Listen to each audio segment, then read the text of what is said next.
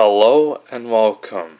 This is a drink called How to Make Carbonated Strong Mocha, Calamansi, Citrus, and Strawberry. First thing you gotta do is you open up the container of the hot chocolate mix and you put 2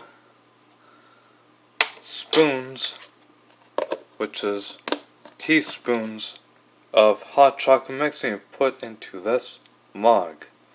Then after that, you pour in the coffee, and then stir it up. Then after that, you fill the water, which is carbonated with calamansi, citrus, and strawberry. And then after that, you fill in the water from this kettle into this mug.